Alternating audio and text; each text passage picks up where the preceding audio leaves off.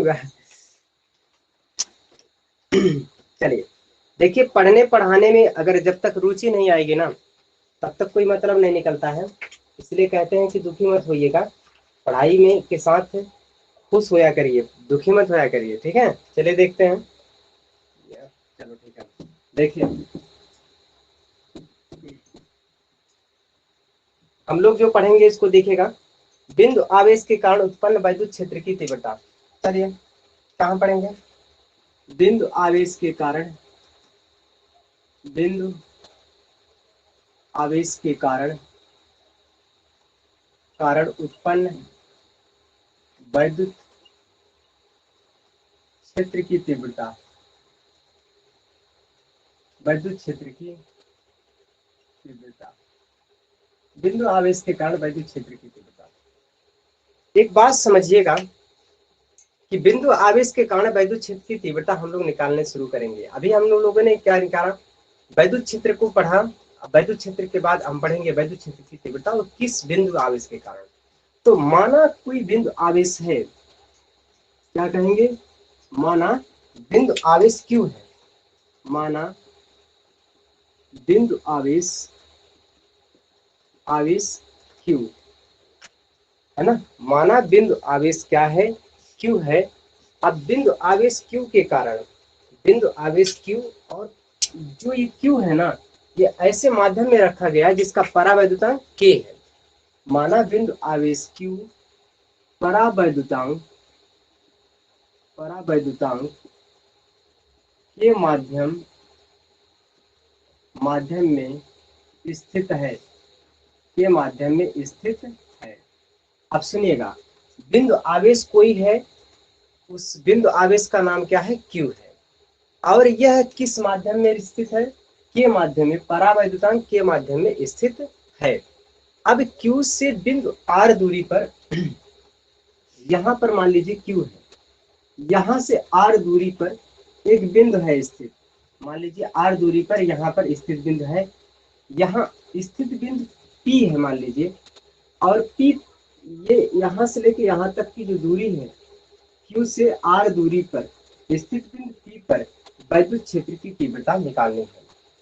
आप जानते थे, परिभाषा के अनुसार हम लोग समझते हैं कि जब भी वैद्युत क्षेत्र की तीव्रता निकालनी होती है हम लोगों को 2-3 बातों का ध्यान रखना पड़ता है। कौन कौन सी बातों का ध्यान रखेंगे हम लोग, कौन कौन सी बातों का ध्यान रखेंगे।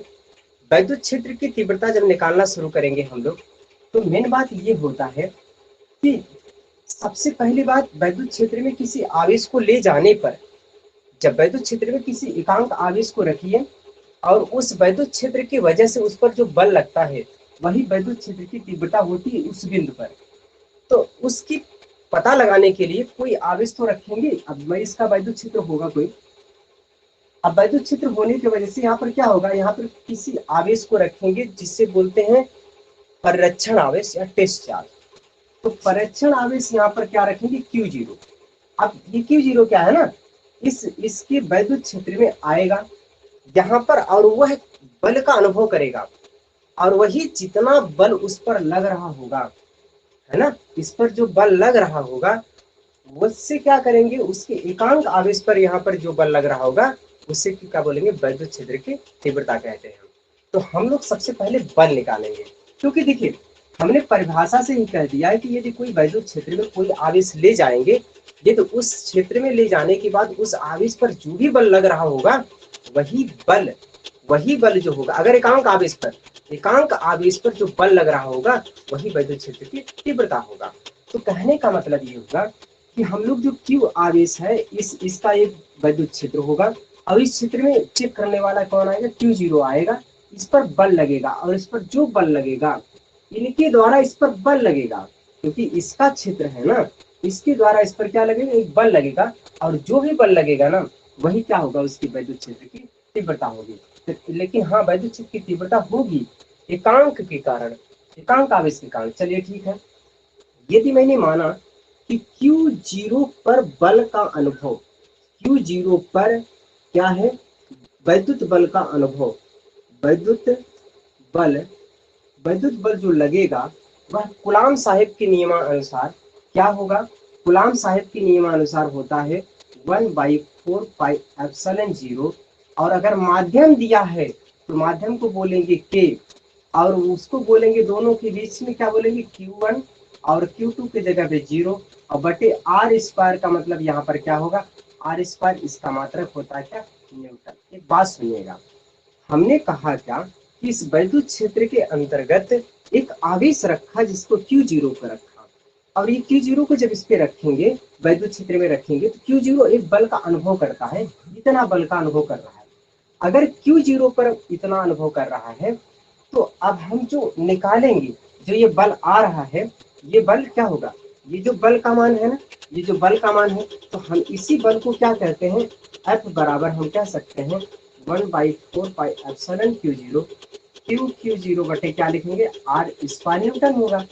यहाँ से क्या करेंगे, दोनों इसको उठा के इधर लाएंगे। अब कहने का मतलब यह है कि Q0 पर यदि बल लग रहा है, कितना, Q0 पर बल लग रहा है, जैसे मानते हैं मैंने बोला कि यदि 5 रुपए में यदि आप 10 कलम खरीदते हैं, तो एक रुपए में कितने कलम खरीदेंगे, 1 रुपए में कितने कलम खरीदेंगे, तो कहेंगे 10 बटे कितना, 5। उसी प्रकार से यहाँ पर भी देखिएगा, यहाँ पर भी हम लोग ये समझ पाएंगे, हमारा परिभाषा यही कहती है कि एक कूलाम आवेश पर लगने वाले बल को वैद्युत क्षेत्र की तीव्रता कहते हैं। एकांक आवेश पर लगने वाले बल को वैद्युत क्षेत्र की तीव्रता कहते हैं। तो एकांक आवेश तो है नहीं, ये कितना है, Q0 है। तो जब हम इसको एकांक निकालेंगे, एकांक वैद्युत क्षेत्र की तीव्रता निकालेंगे, तो हम कहते हैं वैद्युत क्षेत्र की तीव्रता बराबर क्या होता है, F अपान क्या होगा, Q0 होगा। जो बल का अनुभव करेगा उससे भाग दे देंगे, इतना होगा। जैसे मान ले 5 कूलाम हो, 10 न्यूटन का बल लगा, तो 1 न्यूटन, 1 कूलाम पर कितना लगेगा, 10/5। तो वहाँ 10/5 की देखिए समझने के लिए किया है। तो वही बात जैसे यहाँ पर ये हो रहा है, वैसे यहाँ पर भी क्या होगा, 1 कूलाम का मान क्या होगा, 1 कूलाम पर लगने, एक एकांक आवेश पर लगने वाला जो बल होगा वही वही वैद्युत क्षेत्र है। तो ये हम समझ पा रहे हैं। अगर मैंने माना इसका मान उठा के यहाँ समीकरण मान लीजिए फर्स्ट रखते हैं, इसको समीकरण क्या लिया, फर्स्ट ले लिया, ये समीकरण क्या हो गया, फर्स्ट हो गया, और इसको समीकरण क्या मान लिया, सेकंड मान लिया, समीकरण क्या मान लिया, सेकंड मान लिया। अब समीकरण फर्स्ट का मान समीकरण सेकंड में रखेंगे, तो ये हो जाएगा क्या, इसकी वैल्यू जो ई की वैल्यू आएगी, एफ में भाग दे देंगे, एफ का मान में क्या करेंगे, भाग दे देंगे। एफ का मान है 1/4πε0 के, और क्या Q0 बटे क्या करेंगे, आर स्क्वायर, भाग दे देंगे किसके, Q0 से। ध्यान रहे Q0 से Q0 क्या हो जाएगा, कैंसिल हो जाएगा। यहाँ पर जो इसका मान आएगा वह 1/4πε0, और क्या होगा, Q बटे क्या होगा, आर स्क्वायर होगा। इसका मात्रक होगा न्यूटन पर कूलाम, इसका मात्रक होता है न्यूटन पर कूलाम। तो हम लोग इस बात को समझ पा रहे होंगे। इसका जो फाइनली आंसर आ रहा है वह ई बराबर क्या आ रहा है, ई बराबर हम लोग लिखेंगे 1/4πε0 Q बटे आर स्क्वायर न्यूटन पर कूलाम। तो हम लोग इस बात को समझ पाए, यहाँ तक क्लियर हो चुकी होगी। यही है आपका वैद्युत क्षेत्र की तीव्रता। हाँ, ये बात जरूर है, वैद्युत क्षेत्र की तीव्रता ये आप लोग निकाल पाए, ये बात को समझ पाएंगे कि किसी वैद्युत क्षेत्र में जो एकांक आवेश पर लगने वाला जो बल होगा वही वैद्युत क्षेत्र की तीव्रता होती है। ये बात क्लियर है सबको?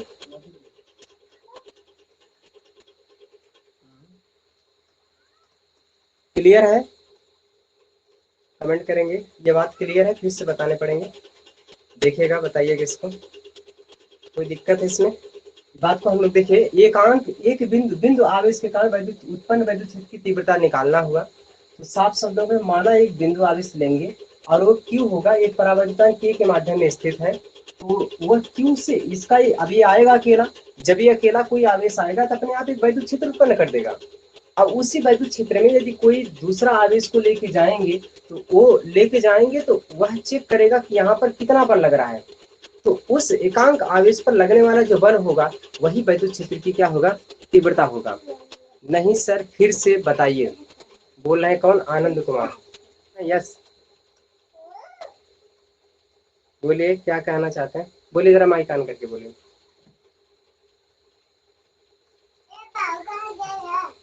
रोहित विश्वकर्मा, माइक ऑन से करके बोलिए, रोहित माइक ऑन करके बोलिए। बोलिए। हाँ रोहित, क्या होगा, फिर से बताएं। हाँ सर। क्या प्रॉब्लम हो रही, कहाँ नहीं समझ में आ रहा? सर एक बार और बता दीजिए। ओके ओके ओके ओके, रखिए, ठीक है। देखिए भाई, माना बिंदु आवेश कोई क्यू होगा, क्यू कूलम, ये परावैद्युतांक के माध्यम में स्थित है, ठीक है। अब हम क्या करेंगे, क्यू कूलम आवेश को यहाँ पर पहले लाया, तो लाने के बाद क्या करेंगे, देखिएगा एक बार फिर से इसको मिटा देते हैं पूरा। चलिए देखिए क्या करेंगे, इसको एक पहले आपको आवेश निकालना है, वैद्युत क्षेत्र निकालना है। तो एक दुनिया में एक आवेश आया पहला, और जब कोई आवेश आएगा, ये आवेश होता है, और आवेश की परिभाषा होती है, क्या परिभाषा होती है कि अपने आप या वैद्युत क्षेत्र को उत्पन्न करेगा और अनुभव करेगा। इसका मतलब ये वैद्युत क्षेत्र उत्पन्न करेगा। भाई आवेश है, ये परिभाषा से कहता है कि आवेश वैद्युत क्षेत्र उत्पन्न करेगा। चलो, इसका जो ये आवेश है ना, इसका एक वैद्युत क्षेत्र उत्पन्न हो गया, ये इसका एक वैद्युत क्षेत्र हो गया। अब इस वैद्युत क्षेत्र हो गया, ठीक है, लेकिन यहाँ से r दूरी पर एक स्थित बिंदु P है। अब यहाँ पर वैद्युत क्षेत्र की तीव्रता बताना है। अब कह रहे हैं भैया ये बताओ, इनके वजह से ये तो वैद्युत क्षेत्र इनका ये है पूरा, अब इनके वैद्युत क्षेत्र के अंदर इसी बिंदु पर क्या करना है, वैद्युत क्षेत्र की तीव्रता निकालने है कि इनका वैद्युत क्षेत्र तीव्रता वहां पर कितना है, इनकी वजह से वैद्युत क्षेत्र की तीव्रता इस बिंदु पर कितना है, यही निकालना है। तो हम क्या करेंगे, सबसे पहले कि अब इनका वैद्युत क्षेत्र में हर बिंदुओं पर इनका वैद्युत क्षेत्र की तीव्रता अलग अलग होगा, कल ही पढ़े थे, तो अलग अलग होगा, सही बातें हैं। और हम लोग ये पता लगाएंगे कि इस वैद्युत क्षेत्र की वजह से, इस वैद्युत क्षेत्र की वजह से, इस बिंदु पर वैद्युत क्षेत्र की वजह, बिंदु P पर वैद्युत क्षेत्र की तीव्रता क्या होगी, यही पता लगाना है। इसके लिए सुनिएगा, इसके लिए कोई एकांक आवेश को पकड़ो, एक आवेश को ले जाओ, एक आवेश को यहाँ पे रखो। जब एक आवेश को यहाँ पे रखोगे, एकांक आवेश को रखोगे, ये यहाँ पर जो भी आवेश रखोगे, एक आवेश रखने पर, एकांक आवेश रखने पर यहाँ पर जो बल लगता होगा, यहाँ पर इस बिंदु पर इनके कारण यहाँ पर जो बल लगता होगा, वही क्या होगा, इस बिंदु का वैद्युत क्षेत्र की तीव्रता होगा। अब बताओ यहाँ पर बल कितना लग रहा है, ये कैसे पता चलेगा? भाई यहाँ पर कितना बल लग रहा है, कैसे पता लगेगा? इस पता लगाने के लिए एक आवेश को बाहर से ले जाकर यहाँ पर रखा जाता है। तो यहाँ पर अब देखिए, अलग से कोई आवेश आया और यहाँ पे रखा गया, चलो रख दिया, यहाँ से लेके यहाँ तक दूरी दिया, कितना r है। तो अब यहाँ से करें कि यहाँ पे जो ये आवेश रखा है ना, इस पर बल लग रहा होगा, वही बल निकालना है। अब तो बल निकालेंगे हम लोग, तो बल बराबर यहाँ से क्या निकाल पाएंगे हम लोग, F बराबर क्या निकाल पाएंगे हम लोग, F बराबर लिखेंगे कूलाम के नियम के अनुसार से 1/4πε माध्यम की होगा, Q पहले से है, और Q0 बटे क्या लिखेंगे, r² न्यूटन। ये बातें क्लियर हो चुकी होगी। ये भाई न्यूटन के आधार पर बल लगा गया। अब न्यूटन के आधार पर जब बल हो गया है, अब हम लोग क्या करेंगे, न्यूटन के आधार पर तो बल मिल गया। अब इसको हम लोग क्या करेंगे कि बल मिला है, इस पर बल लग रहा है, लेकिन अब बात सुनिएगा, अभी हमने कहा था कि यदि यहाँ पर 5 कूलाम आवेश रखेंगे, 5 कूलाम आवेश रखते हैं, तो अगर 10 न्यूटन का बल लगता है, तो 1 कूलाम के आवेश पर कितना बल लगेगा? तो आप बोले थे 10 बटे कितना कर देंगे, 5 कर देंगे। यहाँ पर मान लीजिए Q कूलाम आवेश रखा, अभी Q का मान पता नहीं कितना है, 1 कूलाम आवेश पर कितना बल लगेगा? भाई Q कूलाम आवेश पर जो बल लग रहा है, Q कूलाम पर F लग रहा है, Q कूलाम पर F बल लग रहा है। तो 1 कूलाम पर, एक एकांक आवेश पर, एकांक आवेश पर, एक आवेश पर जो बल लगेगा, एकांक आवेश पर लगने वाला बल, एकांक आवेश पर जो बल होगा वह क्या होगा, वह F बाई क्या होगा, Q0 होगा। तो F बाई Q0 होगा, कहने का मतलब इस समीकरण फर्स्ट ले लो, इस समीकरण सेकंड ले लो। अब यही जो एकांक पर जो बल लग रहा होगा, इसी को बोलते हैं, एकांक आवेश पर लगने वाला बल ही क्या कहलाता है, वैद्युत क्षेत्र की तीव्रता कहलाता है। अब ये तीव्रता बराबर हो गया कितना, F बटे क्या होता है, Q0। कल सूत्र में भी पढ़े थे, यहाँ पर इसी में समीकरण में आप उसका मान रख दीजिए F का। जब F का मान रखोगे यहाँ पर, तो F का मान कितना है, y बटे 4 4πε0 k बटे कितना हो जाएगा भैया, 1/4πε और Q0 बटे क्या होगा, r² में से भाग दे देंगे कितने का, Q0 का। Q0 से Q0 कैंसिल हो जाएगा, तो E का जो मान आएगा वह क्या होगा, E का मान आएगा कितना, 1/4πε0 k और Q बटे क्या लिखेंगे, आर स्क्वायर न्यूटन पर कूलम। ये आपका क्या हो गया, सूत्र हो गया। इसी बात को हम लोग निकाल पा रहे हैं। तो मैं उम्मीद करता हूँ ये सब बातें आपको समझ में आ रही होगी। अब तो डाउट नहीं होना चाहिए। हाँ, फिर भी यदि कोई समस्या है तो बताइए कि कोई समस्या है। हाँ बोलिए, कहाँ नहीं समझ में आया आप कमेंट करिएगा। रोहित विश्वकर्मा, गौरव। हाइड्रोजन के नाभिक के कारण, उसमें क्वेश्चन है, हाइड्रोजन के नाभिक, हाइड्रोजन के नाभिक के कारण, नाभिक के कारण उसमें उससे उससे एक एंगस्ट्रॉम, उससे एक एंगस्ट्रॉम की दूरी पर, एक एंगस्ट्रॉम की दूरी पर वैद्युत क्षेत्र की तीव्रता ज्ञात कीजिए, ठीक है। देखिएगा, हाइड्रोजन का कोई नाभिक है, हाइड्रोजन के नाभिक के कारण उससे एक एंगस्ट्रॉम की दूरी पर वैद्युत क्षेत्र की तीव्रता ज्ञात करना है। हाइड्रोजन का कोई नाभिक है, अब उससे क्या करा है, एक एंगस्ट्रॉम की दूरी पर वैद्युत क्षेत्र की तीव्रता, आर का मान कितना होगा, एक एंगस्ट्रॉम दिया है, उसको मीटर में चेंज करेंगे हम लोग। तो एक एंगस्ट्रॉम कौन सा है देखेंगे यहाँ पर। देखिए हम लोग को पूछा जा रहा है, क्वेश्चन पूछा जा रहा है, क्या पूछा जा रहा है, ये यहाँ पर दिया जो कुछ है, दिया क्या क्या है, दिया है यहाँ पर हाइड्रोजन के नाभिक के कारण। तो हाइड्रोजन जो है वहां पर Q का मान हाइड्रोजन के लिए क्या होगा, हाइड्रोजन के लिए Q का मान क्या होगा, Q का मान एक होगा। ये इस पर जो आवेश होता है 1.6 गुणे 10 का घाते -19 कूलाम होता है। हाइड्रोजन पे जो आवेश होता है वह 1.6 गुणे 10 घाते -19 कूलाम होता है। चलिए ठीक है।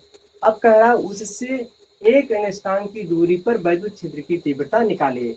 और क्या दिया है, आर बराबर दिया है, एक एंगस्ट्रॉम दिया है, इसमें क्या होगा, इसका मान होता है 1 गुणे 10 घाते कितना, 1 गुणे 10 घाते 10। देखो एंगस्ट्रॉम को हम चेंज करेंगे किसमें, मीटर में। एंगस्ट्रॉम को चेंज करेंगे मीटर में तो क्या हो जाएगा, ये 10 घाते -10 हो जाएगा। अब इसको अगर हम गुणा करके लिखेंगे तो 10 का घाते -10 मीटर होता है, मीटर होता है। अब आपको ज्ञात क्या करना है, इलेक्ट्रिक फील्ड वैद्युत क्षेत्र का मान क्या होगा, यही आपको निकालना है। तो चलिए सभी लोग सूत्र वगैरह सब कुछ पता है, आप निकालना शुरू करेंगे हम लोग क्या होगा इसमें। हम लोग ये बता पाते हैं कि इसका जो सूत्र होगा वो क्या होगा, ई बराबर कहेंगे 1/4 पाई एप्सिलॉन 0 और Q अपाम क्या लिखेंगे, आर स्क्वायर न्यूटन पर कूलाम होता है। तो यहाँ पर इसका जो मान है दिया है कितना होता है, ये दुनिया जानता है। इसका मान कितना होता है, 1/4 पाई एप्सिलॉन 0 का मान होता है 9 गुणे 10 घाते 9। तो इसका मान लिखेंगे 9 गुणे 10 का घाते 9। Q का मान 1.6 गुणे 10 का घाते -19 कूलाम बटे आर का मान दिया है। और आर का मान कितना है, आर का मान जब निकालेंगे तो आर का मान कितना है, आर का मान है 10 का घाते कितना -10 का होल स्क्वायर, ये हो जाएगा 10। अब इसको हल करते हैं हम लोग, देखिएगा ध्यान से, इसको कहेंगे कैसे, ई का मान जो निकालेंगे आगे 9 गुणे 10 का घाते 9 गुणे क्या करेंगे 1.6 गुणे करेंगे 10 का घाते -19 बटे करेंगे 10 का घाते 10। अगर घात को ऊपर घात लगा होता है उसका आपस में गुणा हो जाता है, तो 10 दूना क्या हो जाएगा 20 हो जाएगा। तो ये 10 का घाते कितना हो गया 20 हो जाएगा, ये 10 का घाते -20 हो जाएगा। यहाँ तक क्लियर हो चुका होगा, उम्मीद करते हैं ये बातें क्लियर होगी।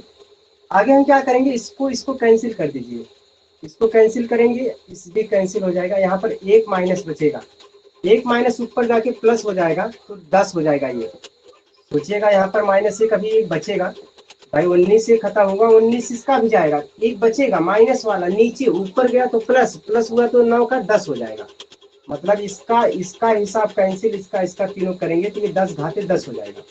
आगे हम लोग लिखेंगे 9 गुणे 10 का घाते 10। अब 10 कैसे होगा पता है, ये मैंने जो 10 लिखा है ये कहाँ से 10 लिख लिया, पहले 9 था 10 कहाँ से हो गया भाई, 9 इसके खत्म, 9 इस 19 सॉरी 19 इसके खत्म, 19 इसके खत्म, एक बचा इसका तो नीचे ऊपर गया, नीचे माइनस ऊपर गया प्लस हो गया, 10 हो गया और गुणे करना है 1.6। आगे कहेंगे 16 9 144 होता है, इस पे दशमलव लगाएंगे, एक अंक यहाँ होगा, गुणे 10 का घात कितना होगा 10 होगा, और दशमलव उठा के इधर करेंगे, एक घात और बढ़ जाएगा, इसको बोलेंगे 10 का घात 11 न्यूटन पर कूलाम होता है, न्यूटन पर कूलाम होता है। उम्मीद करता हूँ ये बातें आप लोग को समझ में आ रही होगी।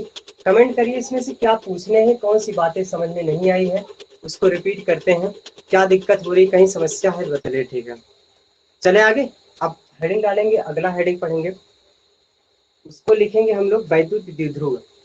क्या हेडिंग होगा, वैद्युत द्विध्रुव। इसको हटाएं, यदि कुछ पूछना है तो माइक ऑन करके पूछ सकते हैं, इसमें कोई डाउट हो तो पूछ सकते हैं माइक ऑन करके, कुछ प्रॉब्लम है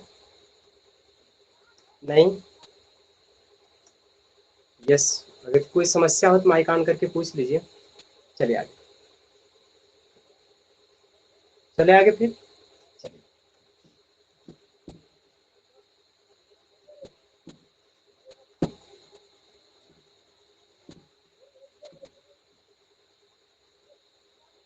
चलिए हेडिंग डालेंगे, कौन सा हेडिंग होगा, वैद्युत द्विध्रुव।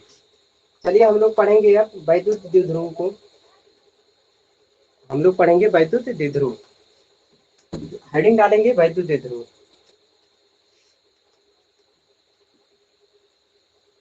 वैद्युत द्विध्रुव, अब इसको बोलते हैं electric dipole, electric dipole. Electric dipole किसे कहते हैं, इसको आपको समझने पड़ेंगे। आप समझिएगा कि वैद्युत द्विध्रुव किसे कहते हैं, हर किसी को पता होना चाहिए।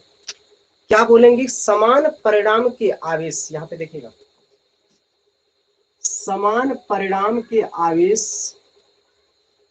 समान परिणाम के आवेश, समान परिणाम एवं विपरीत आवेश, यहाँ देखिए, समान परिणाम एवं विपरीत आवेश, ये विपरीत बोल रहा है, विपरीत बोल रहा है, समान परिणाम एवं विपरीत आवेश एक दूसरे से अल्प दूरी पर स्थित हो, कितने दूरी पर, अल्प दूरी पर स्थित हो, उसे वैद्युत द्विध्रुव कहते हैं। चलिए सबको डिफिनेशन पता होनी चाहिए, डिफिनेशन यही देख, इतना ही देख के बताना है सबको, ठीक है। क्या बताना है देखिएगा, समान परिणाम एवं विपरीत आवेश, इसका मतलब विपरीत, समान परिणाम एवं विपरीत आवेश एक दूसरे से अल्प दूरी पर स्थित हो, उसे वैद्युत द्विध्रुव कहते हैं। समान परिणाम एवं विपरीत आवेश एक दूसरे से अल्प दूरी पर स्थित हो, उसे वैद्युत द्विध्रुव कहते हैं।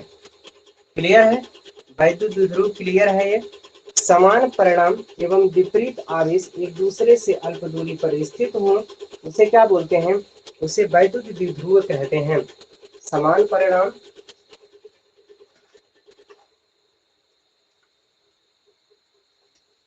समान परिणाम एवं विपरीत आवेश,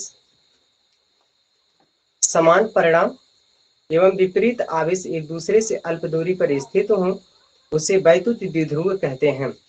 देखना यहाँ पर इस बात को, चलिए रोहित बोलिए जरा, रिंकू बोलिए, वैद्युत द्विध्रुव किसे कहते हैं, हाँ बोलिए। हाँ सर, रोहित भी रोहित, एक ही लोग बोलिए, दोनों लोग बोल रहे हैं, दोनों लोग माइक ऑन करिए, चलिए रोहित, हाँ रिंकू बोलिए आप, समान बोलिए। परिणाम तथा विपरीत आवेश एक दूसरे के अल्प दूरी पर स्थित हो, उसे वैद्युत द्विध्रुव कहते हैं।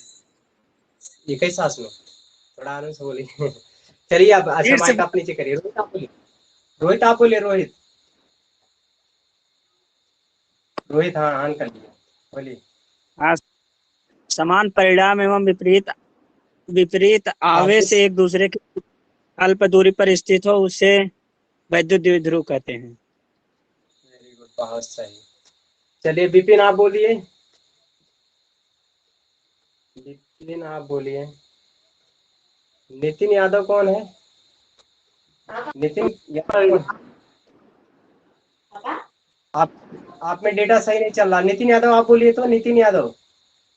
हाँ समान नितिन बोलिए। परिणाम दूरी पर स्थित हो, एक दूसरे से समान परिणाम एवं विपरीत आवेश जी सर। एक दूसरे से अल्प दूरी उसे ध्रुव कहते हैं।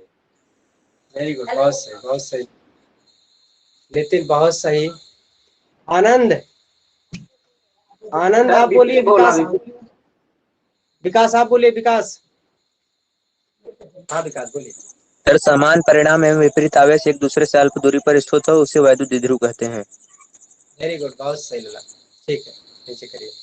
देखिए इस चीज को हम लोग लिखेंगे कैसे, चलिए अब तो समझ में आ रही होगी सबको।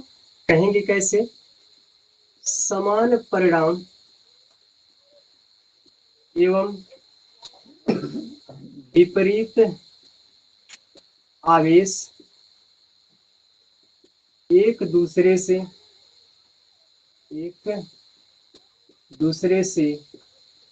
अल्प दूरी पर स्थित हैं, अल्प दूरी पर स्थित हों उसे वैद्युत द्विध्रुव कहते हैं। वैद्युत द्विध्रुव कहते हैं। यह एक सदिश राशि है। यह एक सदिश राशि है। यह एक सदिश राशि है। यह एक सदिश राशि है। इसका मात्रक ऐसा, हाँ सदिश राशि, इसे P से प्रदर्शित करते हैं। इसे नहीं, इसके आगे चलिए देखेंगे। हाँ इतना बात सुनिए, समान परिणाम एवं विपरीत आवेश एक दूसरे से अल्प दूरी पर स्थित होते हैं उसे वैद्युत द्विध्रुव कहते हैं। यह एक सदिश राशि है। मैं उम्मीद करता हूँ ये बात आप लोग को समझ में आ रही होगी। क्लियर है लला? चले आगे। आघूर्ण, वैद्युत द्विध्रुव का आघूर्ण। चलिए वैद्युत द्विध्रुव का आघूर्ण आएगा। वैद्युत द्विध्रुव का आघूर्ण इसे बोलते हैं। वैद्युत द्विध्रुव का आघूर्ण है यहाँ पर वो इलेक्ट्रिक डाइपोल मोमेंट, क्या बोलेंगे इसके इंग्लिश में, electric dipole moment. Electric dipole moment, ठीक है। चलिए इसमें वैद्युत द्विध्रुव का आघूर्ण। अभी हम लोग ये बात करते हैं कि जो वैद्युत द्विध्रुव होता है वह समान परिणाम का और विपरीत आवेश एक दूसरे से अल्प दूरी पर स्थित हो। तो मैंने मानते हैं कि क्या होता है कि ये यहाँ पर यदि मैंने Q लिया तो यहाँ पर भी Q होगा, ठीक है, क्योंकि समान परिणाम होगा लेकिन विपरीत आवेश होगा, तो एक प्लस होगा तो दूसरा माइनस होगा। समान परिणाम एवं विपरीत आवेश एक दूसरे से कितने दूरी पर, अल्प दूरी पर स्थित होते हैं। एक दूसरे से अल्प दूरी पर स्थित हो उसे क्या बोलते हैं, वैद्युत द्विध्रुव कहते हैं, ठीक है। लेकिन वैद्युत द्विध्रुव का आघूर्ण क्या होता है ये बात करेंगे, सुनिएगा। वैद्युत द्विध्रुव का आघूर्ण क्या होता है, कहेंगे वैद्युत द्विध्रुव के किसी एक आवेश, कोई एक ले लो, किसी एक आवेश का परिणाम तथा उसके बीच की दूरी के गुणनफल के बराबर होता है। तो क्या लिखेंगे हम लोग, वैद्युत द्विध्रुव का आघूर्ण, वैद्युत द्विध्रुव का आघूर्ण क्या बोलेंगे, वैद्युत द्विध्रुव का आघूर्ण किसी एक आवेश का परिणाम, किसी एक आवेश का परिणाम तथा उनके बीच की दूरी के गुणनफल के क्या होता है, बराबर होता है।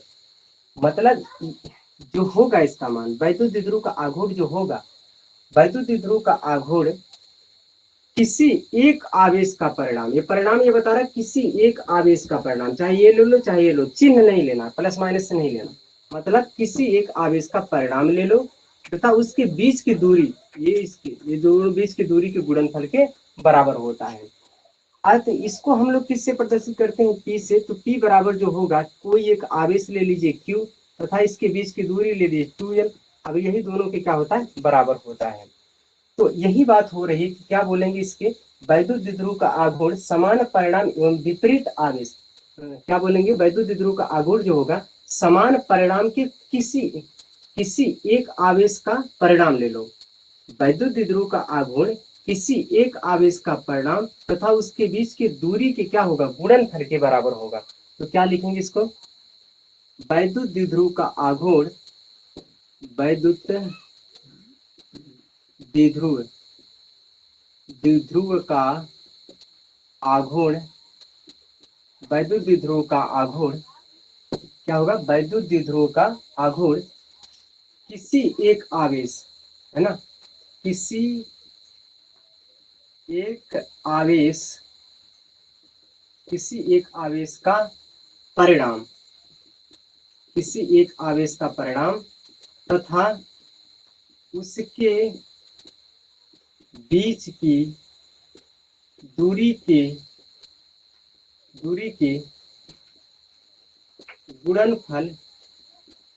गुणनफल के बराबर होता है।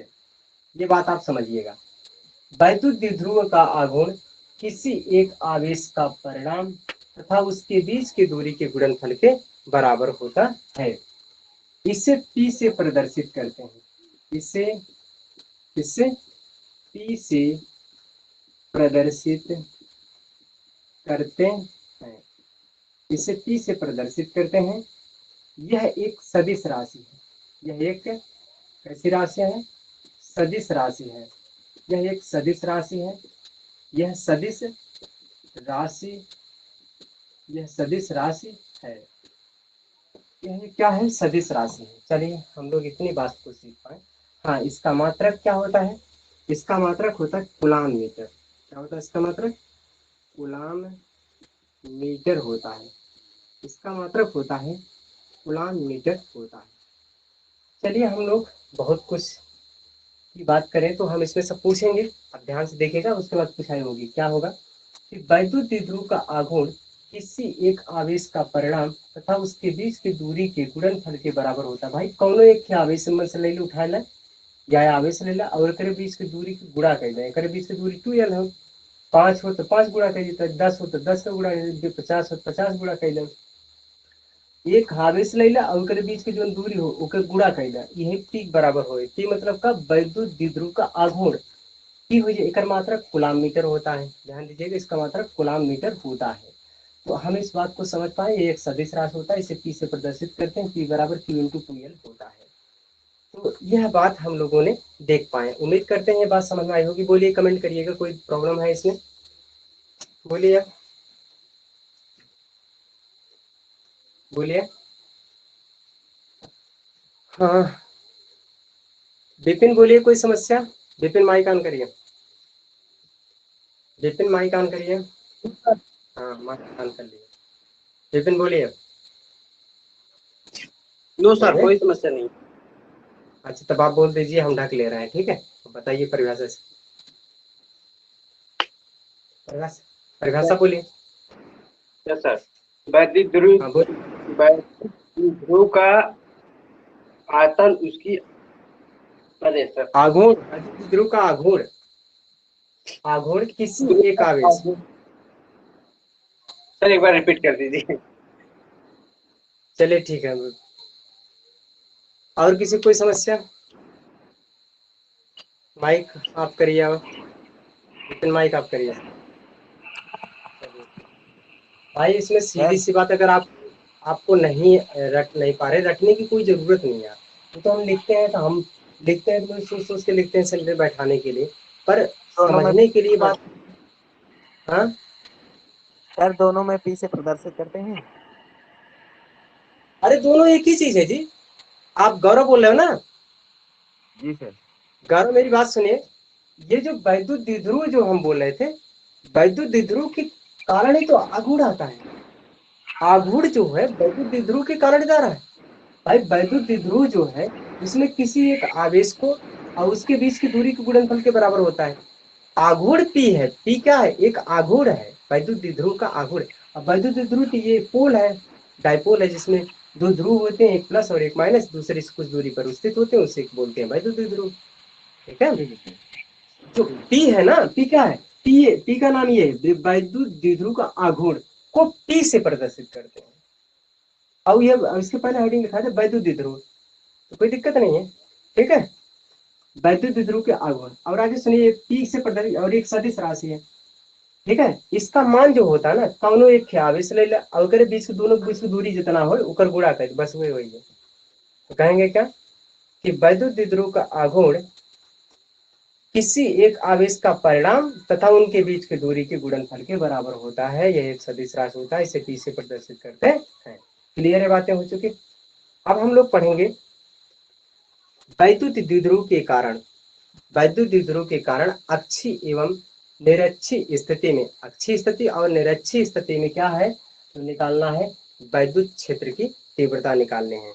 क्या निकालने हैं, वैद्युत क्षेत्र की तीव्रता। हाँ, एक बात जरूर कहेंगे, आप लोग क्वेश्चन करिए, क्वेश्चन का टेस्ट योर नॉलेज के जितने क्वेश्चन हैं और जिसके इसके आंकिक न्यूमेरिकल जितने हैं उसको सभी कर डालिए निपेंद्र भटनागर के, ठीक है।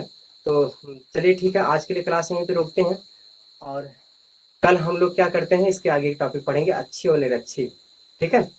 तो उम्मीद करते हैं कि समझ में आया होगा और इसी तरह से हम लोग पढ़ते रहेंगे। और हाँ, जो कुछ समस्याएं हो उसे कमेंट में जरूर बताइए, ठीक है। और ये वीडियो जो होगा ना, ये यूट्यूब पर अवेलेबल हो जाएगा सुबह तक, सुबह यूट्यूब पर मिल जाएगा और वो ग्रुप में भेज दे देंगे, ठीक है। चलिए ठीक है। सर चैनल का नाम क्या है? क्या सर चैनल का नाम क्या है? अभी ग्रुप में हम सेंड कर रहे हैं, अभी ग्रुप में भेज देंगे, ठीक है। अभी ठीक सर। ग्रुप में चला जाएगा, ग्रुप में चला जाएगा, आप सब्सक्राइब कर लेना, उसमें देख लेना, ठीक है।